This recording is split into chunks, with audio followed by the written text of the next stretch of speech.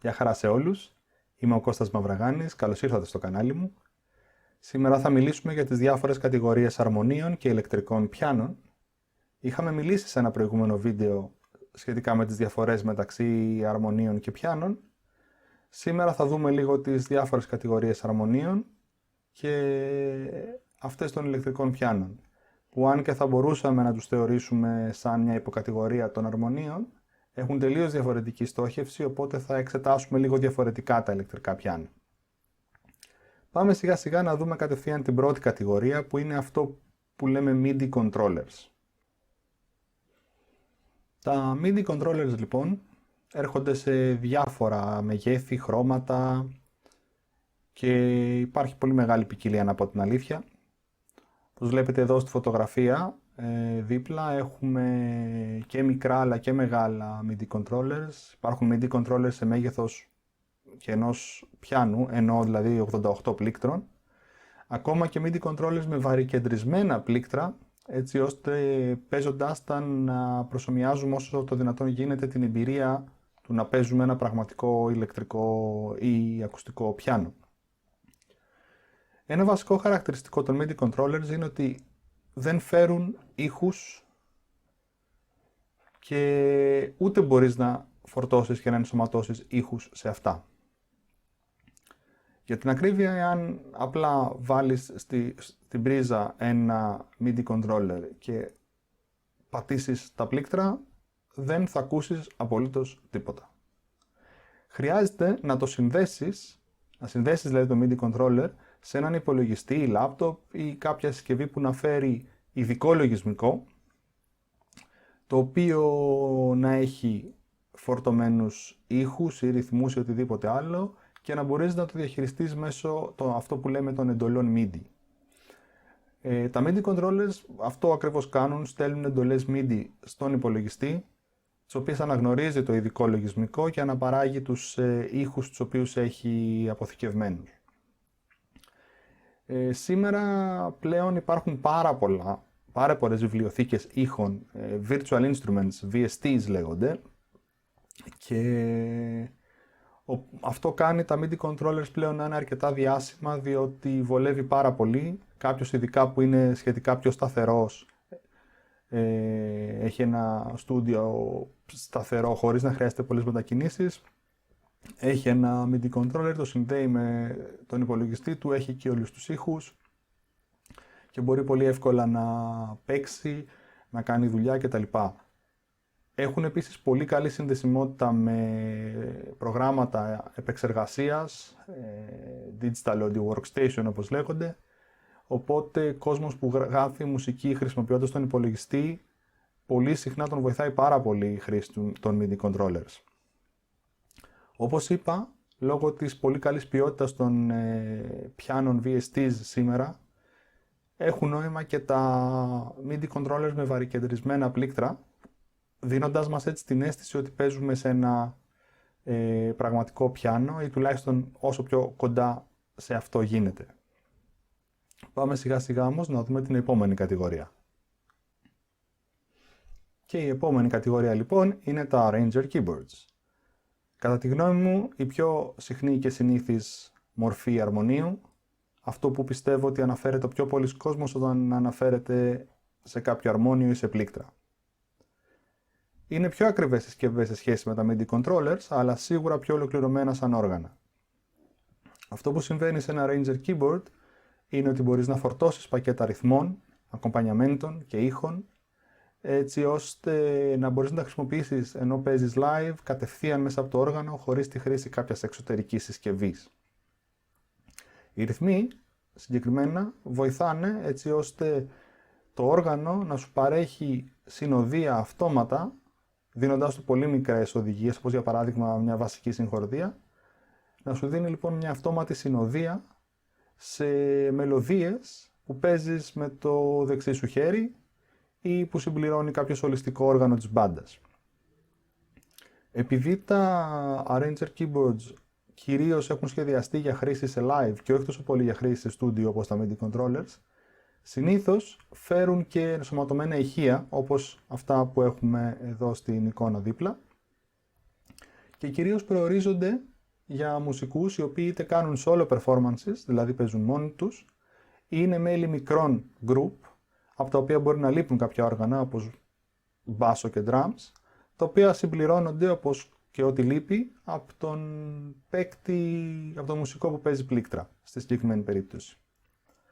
Είναι πολύ συχνό στις μέρες μας να βλέπουμε μικρά σχήματα με ένα σολιστικό όργανο, όπως για παράδειγμα ένα μπουζούκι, ένα αρμόνιο και ένα τραγουδιστή, να βγάζουν ακόμα και ολόκληρο πρόγραμμα μόνο με τους ήχους και τους ρυθμούς που μπορεί να έχει μέσα το αρμόνιο και φυσικά σε συνδυασμό με τον τραγουδιστή και το σολιστικό όργανο να βγει ένα σχετικά ολοκληρωμένο αποτέλεσμα.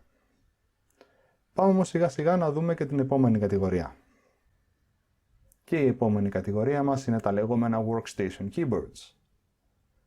Είναι πιο ακριβά όργανα σε σχέση με τα Arrangers, αλλά σίγουρα πιο ολοκληρωμένα και πιο δυνατά. Για την ακρίβεια μπορούν να κάνουν οτιδήποτε κάνουν και τα Arrangers, δηλαδή μπορούμε να φορτώσουμε ήχους και ρυθμούς σε αυτά και να παίξουμε χρησιμοποιώντας τα, με τον ίδιο ακριβώς τρόπο όπως θα κάναμε σε ένα Arranger, αλλά επιπλέον πολύ σημαντικό είναι ότι αυτά τα όργανα μας δίνουν τη δυνατότητα μέσω κατάλληλου προγραμματισμού κατευθείαν πάνω στο όργανο να μπορέσουμε να κατασκευάσουμε νέους ρυθμούς και νέους ήχους για να τους χρησιμοποιήσουμε είτε στο όργανο καθ' αυτό, είτε για να τους εξάγουμε και να χρησιμοποιηθούν σε κάποιο άλλο arranger όργανο με το οποίο φυσικά υπάρχει συμβατότητα. Αν και δεν προορίζονται ιδιαίτερα για χρήση live, αλλά κυρίως για χρήση studio, γι' αυτό και θα δείτε τα πιο πολλά workstations δεν φέρουν ενσωματωμένα ηχεία. Παρ' όλα αυτά δεν μας εμποδίζει τίποτα να πάρουμε ένα workstation στη δουλειά, σε ένα live και να το χρησιμοποιήσουμε ακριβώς όπως θα χρησιμοποιούσαμε ένα arranger. Για την ακρίβεια, πάρα πολλοί μουσικοί σήμερα οι οποίοι έχουν επενδύσει σε ένα καλό workstation κάνουν ακριβώς αυτό. Όταν δεν είναι στο σπίτι και δεν φτιάχνουν ήχους με αυτό, το χρησιμοποιούν στη δουλειά σαν arranger ας πούμε, για να μπορέσουν να κάνουν live performance χρησιμοποιώντας τους ήχους και τους ρυθμούς που έχουν φτιάξει στο όργανο. Και πάμε σιγά σιγά με αυτά να δούμε την επόμενη κατηγορία. Και η επόμενη μας κατηγορία λοιπόν είναι τα επωνομαζόμενα synthesizers. Ένα όνομα που έχει χρησιμοποιηθεί για να περιγράψει και άλλους τύπους αρμονίων στο παρελθόν, λανθασμένα φυσικά, αλλά ευτυχώς σήμερα υπάρχει ένας διαχωρισμός στην ορολογία. Λοιπόν, σε αντίθεση με τα Arranger και τα Workstations, τα οποία παίζουν με προηχογραφημένους ήχους ακουστικών οργάνων με στόχο την πιστότητα και να ακουστεί σαν να παίζει το πραγματικό όργανο, τα synthesizers είναι γεννήτριες συχνοτήτων, γεννήτριες ήχων. Φτιάχνουν δικούς τους ηλεκτρονικούς ήχους που δεν προσομοιάζουν σε κανένα υπαρκτό όργανο, κατευθείαν τη στιγμή του live και σε συνδυασμό με κάποιες γεννήτριες ρυθμών συνδυάζονται μεταξύ τους για να μας δώσουν ένα έτσι ωραίο ηλεκτρονικό αποτέλεσμα. Είναι βασικά εργαλεία στην κατασκευή ηλεκτρονικής μουσικής και αν και σήμερα υπάρχουν πάρα πολλά ψηφιακά synthesizers, δηλαδή προγράμματα στον υπολογιστή τα οποία παράγουν ήχους με τον ίδιο τρόπο και έτσι αρκετοί μουσικοί βολεύονται με αυτά και δεν χρησιμοποιούν ξεχωριστές συσκευές. Παρ' όλα αυτά υπάρχουν αρκετοί ακόμα και σήμερα οι οποίοι συνδέουν μάλιστα πολλαπλά synthesizer μεταξύ τους για ένα έτσι πιο μεγάλο αποτέλεσμα και πιο πολύπλοκο αποτέλεσμα και δίνουν εξαιρετικές ηλεκτρονικές παραστάσεις. Και λέγοντας αυτά, σιγά σιγά να περάσουμε στην επόμενη κατηγορία. Και η επόμενη κατηγορία μας λοιπόν είναι τα stage pianos. Τι συμβαίνει λοιπόν με αυτά? Εδώ έχουμε αρχίσει και περνάμε στην κατηγορία των αρμονίων εκείνων τα οποία θέλουν να γεφυρώσουν το χάσμα που υπάρχει μεταξύ πιάνο και αρμονίου και να δώσουν την αίσθηση ότι παίζουμε πιο κοντά σε ένα αληθινό πιάνο. Γι' αυτό το λόγο και όλα τα stage pianos φέρουν βάρη κεντρισμένα πλήκτρα με διάφορους μηχανισμούς και τεχνολογίες για να φτιάξουν έτσι μια κατάσταση στην οποία να νιώθουμε ότι παίζουμε σε πραγματικό πιάνο. Ο στόχος τους παρόλα αυτά είναι οι live παραστάσεις, γι' αυτό το λόγο και προσπαθούμε να τα διατηρήσουμε όσο το δυνατόν γίνεται φορητά για να μπορεί να τα μεταφέρει ο μουσικός και να μπορεί να παίξει live σε παραστάσεις. Κάτι που φυσικά είναι αδύνατον με ένα ακουστικό πιάνο ή ακόμα και με ένα ψηφιακό πιάνο, όπως θα δούμε αργότερα. Παρά την έμφασή τους στο κομμάτι του πιάνου, πολλά από τα stage pianos έχουν αρκετές δυνατότητες παρόμοιες με τα Rangers. Υπάρχουν πάρα πολλά τα οποία φέρουν ρυθμούς, ας πούμε. Υπάρχουν πάρα πολλά τα οποία φέρουν ήχους πέραν από αυτούς του πιάνου, έτσι ώστε να μπορούν να χρησιμοποιηθούν εν μέρη και σαν arrangers αν χρειαστεί. Και γενικά θεωρούνται από τα πιο ευέλικτα όργανα, τα οποία φυσικά μας δίνουν έτσι ένα κλικ παραπάνω την αίσθηση ότι παίζουμε σε ένα αληθινό πιάνο, σε σχέση τουλάχιστον με τα arrangers και τα workstations. Και σιγά σιγά να πάμε έτσι στην επόμενη κατηγορία. Και η επόμενη μας κατηγορία λοιπόν είναι τα ηλεκτρικά πιάνα, τα digital pianos όπως λέγονται. Εδώ λοιπόν τι γίνεται, ερχόμαστε ένα κλικ ακόμα πιο κοντά στην εμπειρία του πραγματικού πιάνου. Πλέον τα όργανα αυτά είναι έπιπλα, όπως θα ήταν περίπου και ένα ακουστικό πιάνο που θα είχαμε στο σπίτι μας. Είναι αρκετά πιο βαριά όργανα, σε σχέση ακόμα και με τα stage pianos και φυσικά πολύ πιο βαριά από τα arrangers και τα workstations. Στόχος τους είναι κυρίως η οικιακή χρήση, είναι η μελέτη, είναι κυρίως για να χρησιμοποιηθούν από άτομα που για κάποιον λόγο δεν μπορούν να έχουν πρόσβαση σε ένα αληθινό ακουστικό πιάνο, αλλά θέλουν μια εμπειρία όσο πιο κοντά γίνεται σε αυτό. Και αλήθεια είναι ότι σε επίπεδο αρμονίου και ηλεκτρικού οργάνου, τα ψηφιακά πιάνα είναι ό,τι πιο κοντά μπορεί κάποιος να βρει σε ένα αληθινό πιάνο. Οι τεχνολογίες που χρησιμοποιούν για το βαρυκεντρισμό των πλήκτρων είναι ακόμα πιο εξελιγμένες. Πραγματικά παίζοντας σε κάποια από αυτά νιώθεις ότι παίζεις σε ένα αληθινό πιάνο. Επίσης τα δείγματα, οι ήχοι που έχουν από διάφορα ακουστικά πιάνα είναι πάρα πολύ υψηλής ποιότητας. Συνήθως καλύτερες ακόμα και από αυτά των stage pianos. Παρ' όλα αυτά μπορώ να πω ότι πάρα πολλά μοντέλα υπολείπονται σε δευτερεύοντες ήχους. Όπως για παράδειγμα ρυθμούς, drums, μπάσα, strings, τέτοια πράγματα. Συνήθως τα φτηνότερα μοντέλα ηλεκτρικών πιάνων δεν τα διαθέτουν. Παρ' όλα αυτά δεν νομίζω ότι ενοχλεί και κανέναν, διότι δεν είναι αυτός ο βασικός τους σκοπός, αλλά το να έχουμε ένα όργανο το οποίο αν και δεν είναι ένα ακουστικό πιάνο μπορεί να μας προσφέρει την εμπειρία όσο πιο κοντά αυτή γίνεται. Και σιγά σιγά θα περάσουμε στην τελευταία κατηγορία για αυτό το βίντεο. Και η επόμενη κατηγορία για σήμερα και τελευταία, ίσως δεν θα έπρεπε να είναι ξεχωριστή κατηγορία γιατί μιλάμε για αρμόνια, αλλά είναι τα legacy keyboards ή παλαιού τύπου αρμόνια λοιπόν, τα οποία όμως έχουν σίγουρα μια ξεχωριστή θέση στην καρδιά μας και γι' αυτό τα αναφέρουμε ξεχωριστά. Στην αριστερή πλευρά της φωτογραφίας έχουμε το θρυλικό Hammond organ με τα καταπληκτικά πετάλια για τα μπάσα στα πόδια λοιπόν.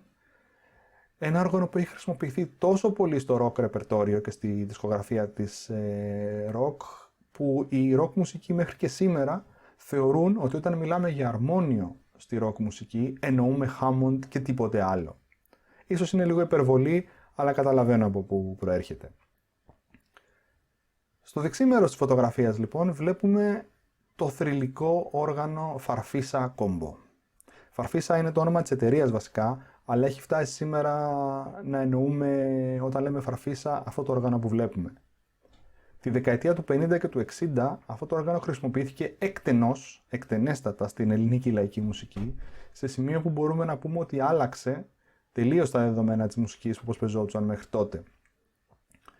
Είναι ένας ήχος πολύ χαρακτηριστικός, χρησιμοποιήθηκε σε πάρα πολλά τραγούδια και τον χρησιμοποιούμε μέχρι και σήμερα, όχι φυσικά άμεσα γιατί δεν έχουμε πρόσβαση σε τέτοια όργανα δυστυχώς, αλλά έμεσα χρησιμοποιώντας ήχους μέσω των arrangers που έχουμε, ήχους που προσομοιάζουν τον ήχο της φαρφίσας και έτσι μπορούμε ακόμα και σήμερα να παίξουμε χρησιμοποιώντας αυτούς τους ήχους. Όπως και να έχει, αν και είναι παλαιού τύπου αρμόνια, αυτά τα όργανα θα τα έχουμε για πάντα στην καρδιά μας. Κλείνοντας σιγά σιγά, να πούμε ότι ίσως υπάρχουν και κάποια άλλα μοντέλα, κυρίως υβριδικά, που δεν αναφέραμε. Πιστεύω όμως ότι αναφέραμε τις βασικές κατηγορίες και των αρμονίων και των ηλεκτρικών πιάνων. Ούτως ή άλλως υπάρχει κάποιο overlap στις δυνατότητες αρκετών από των μοντέλων. Για παράδειγμα, όλα τα μοντέρνα Rangers και Workstations μπορούν να συνδεθούν με υπολογιστή και να χρησιμοποιηθούν και σαν MIDI controller άνετα και χωρίς κανένα πρόβλημα. Παρ' όλα αυτά, νομίζω ότι δεν ξεχάσαμε κάτι. Πείτε μας ποια είναι τα δικά σας αγαπημένα αρμόνια, ποιο έχετε ίσως ή ποια είχατε στο παρελθόν, ποια σας αρέσει να χρησιμοποιείτε, ποια είναι αυτά που σας έχουν μαγεύσει. Μέχρι το επόμενο βίντεο λοιπόν, να περνάτε όλοι καλά και να θυμάστε ότι η εξάσκηση είναι αυτή που κάνει τα πάντα καλύτερα. Γεια χαρά!